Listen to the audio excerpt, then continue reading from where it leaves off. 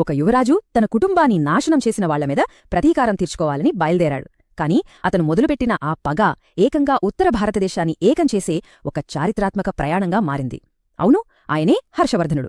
ఈరోజు మనం తెలుసుకోబోయేది భారతదేశపు చివరి గొప్ప హిందూ చక్రవర్తిగా పిలువబడే ఆయన కథే. అసలు ఈ కథ ఎక్కడ మొదలవుతుందంటే, ఒకప్పుడు భారతదేశాన్ని ఏలిన గొప్ప గుప్త సామ్రాజ్యం కూలిపోయిన తర్వాతన్నమాట. వాళ్లు వెళ్ళిపోయాక ఇకంతే ఉత్తర భారతదేశం మొత్తం చిందరవందరగా మారిపోయింది. ఒకరితో ఒకరికి పడదు. చిన్న చిన్న రాజ్యాలన్నీ నిత్యం యుద్ధాలు చేసుకుంటూ ఉండేవి. ఎక్కడ చూసినా అస్థిరతే.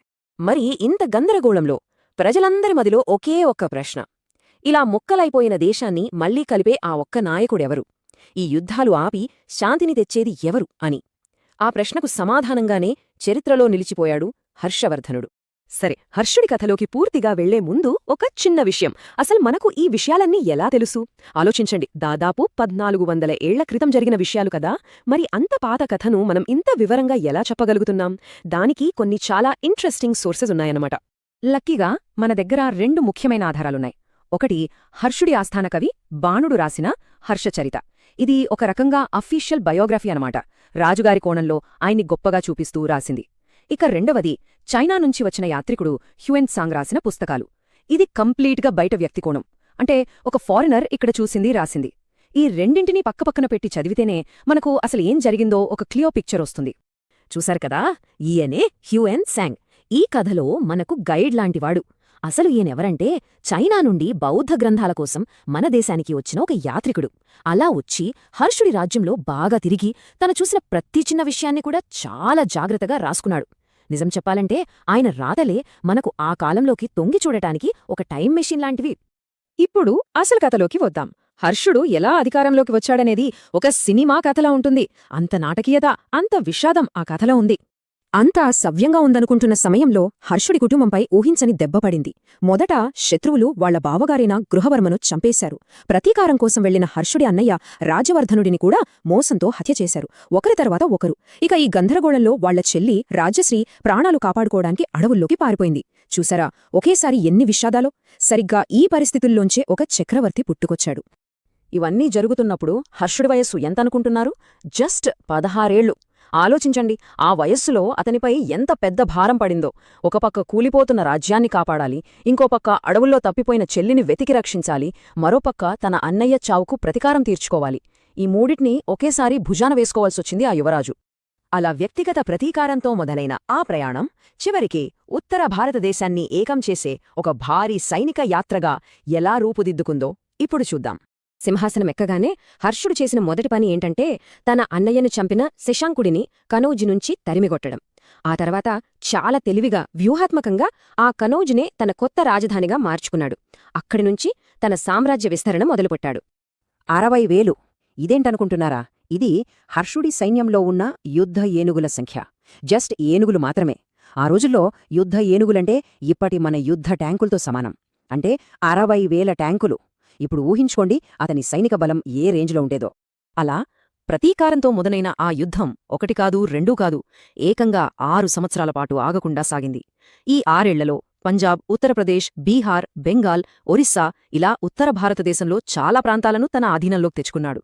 ఒక పెద్ద సామ్రాజ్యాన్ని స్థాపించాడు. అయితే హర్షుడి ఈ విజయయాత్రకు ఒకచోట బ్రేక్ పడింది. నర్మదా నదిని దాటి దక్షిణ భారతదేశాన్ని కూడా జయించాలని ప్రయత్నించాడు. కాని అక్కడ అతనికి చాళుక్యరాజు 2వ పులకేశి రూపంలో ఒక గట్టి పోటీ ఎదురైంది. ఉత్తరాన అపజయం ఎరుగని హర్షుడికి పులకేశి గట్టి షాకిచ్చాడు. ఆసక్తికరమైన విషయమేంటంటే, ఈ ఓటమి గురించి మనకు హర్షుడి ఆస్థాన కవులు చెప్పరు. వాళ్ల శత్రువైన పులకేశి వేయించిన శాసనాల్లో ఈ విషయం బయటపడింది. సరే, ఇప్పటిదాకా మనం చూసింది యుద్ధాలు చేసే హర్షుడిని. కాని ఇప్పుడు కథలో ఒక పెద్ద టర్నింగ్ పాయింట్ వస్తుంది. ఒక గొప్ప విజేత అయిన హర్షుడు ఒక జ్ఞానిగా, ఒక గొప్ప పరిపాలనా దక్షుడిగా ఎలా మారాడో చూద్దాం. ఇన్ని యుద్ధాలు, విజయాల తర్వాత హర్షుడి జీవితంలో ఒక ఆధ్యాత్మికమైన మార్పు వచ్చింది. మొదట్లో ఆయన పరమ శివభక్తుడు. కాని ఎప్పుడైతే చైనా యాత్రికుడు హ్యుయెన్ సాంగ్తో పరిచయం పెరిగిందో అప్పటినుండి శాంతిని, అహింసను బోధించే మహాయాన బౌద్ధం వైపు ఆకర్షితుడయ్యాడు. ఈ ఒక్క మార్పు అతని పాలన తీరునే పూర్తిగా మార్చేసింది. ఆయన నమ్మకం కేవలం మాటలకే పరిమితం కాలేదు, చేతల్లో చూపించాడు. రాజ్యంలో జంతువులను చంపడాన్ని నిషేధించాడు. వేలకొద్దీ బౌద్ధ స్తూపాలు, మఠాలు కట్టించాడు. ప్రయాణికుల కోసం దారిపొడవునా విశ్రాంతి గృహాలు ఏర్పాటు చేశాడు. అన్నిటికన్నా ముఖ్యంగా అన్ని మతాలను గౌరవిస్తూ పెద్ద పెద్ద సభలు ఏర్పాటు చేసేవాడు. ఇవన్నీ అతని కొత్త సిద్ధాంతంపై ఉన్న నమ్మకాన్ని తెలియచేస్తాయి. 20 అదేంటి ఆ నంబర్ అంటారా? హ్యూయన్ సాంగ్ని గౌరవించడం కోసం హర్షుడు ఏర్పాటు చేసిన ఒక సభకు హాజరైన ఇతర రాజుల సంఖ్య అది. ఒక్కసారి ఆలోచించండి, ఒక విదేశీ యాత్రికుడు కోసం ఏకంగా 20 మంది రాజులు ఒక చోట చేరారంటే ఆ రోజుల్లో హర్షుడికి ఎంత పలుకుబడి ఉందో, ఆయన మాటకు ఎంత విలువుందో అర్థం చేసుకోవచ్చు. ఇక హర్షుడి దానగుణం గురించి చెప్పాలంటే హ్యూయన్ సాంగ్ రాసిన ఒక సంఘటన గురించి చెప్పాలి. ప్రతి 5 ఏళ్లకొకసారి ప్రయాగలో ఒక పెద్ద సభ జరిగేదట. అక్కడ హర్షుడు తన ఖజానాలో ఉన్నదంతా డబ్బు, వస్తువులు అన్నీ పేదలకు, పండితులకు దానం చేసేవాడట. చివరికి ఎంతలా అంటే ఆయన ఒంటిమీద ఉన్న విలువైన బట్టలు, నగలు కూడా తీసిచ్చేసి కేవలం ఒక సాధారణ వస్త్రం కట్టుకుని వెనక్కి వెళ్లేవాడని హ్యూయన్ సాంగ్ ఎంతో ఆశ్చర్యంగా రాశాడు. రాజ్యాలు వస్తాయి పోతాయి, కాని హర్షుడు మనకు మిగిల్చిన ఒక వారసత్వం మాత్రం శాశ్వతంగా నిలిచిపోయిందే. అదే విద్యకు, విజ్ఞానానికి ఆయన ఇచ్చిన ప్రోత్సాహం. ఇక్కడ కనిపిస్తున్న ఈ శిథిలాలు ఒకప్పుడు ప్రపంచంలోనే అత్యంత ప్రసిద్ధి చెందిన నలందా విశ్వవిద్యాలయానివి. ఇది అప్పటికే గొప్ప యూనివర్సిటీ, కానీ హర్షుడి కాలంలో దాని కీర్తి శిఖరస్థాయికి చేరింది. అసలు నలంద అంటే ఏంటో తెలుసా? అది ఊరికే ఒక యూనివర్సిటీ కాదు, అదొక మెగా యూనివర్సిటీ. అక్కడ 3000కు పైగా స్టూడెంట్స్ ఉండేవాళ్లు. వాళ్లందరికీ చదువు, భోజనం, వసతి అన్నీ ఫ్రీ. కానీ అడ్మిషన్ దొరకడం మాత్రం చాలా కష్టం. ఎంట్రన్స్ ఎగ్జామ్ అంత టఫ్గా ఉండేది.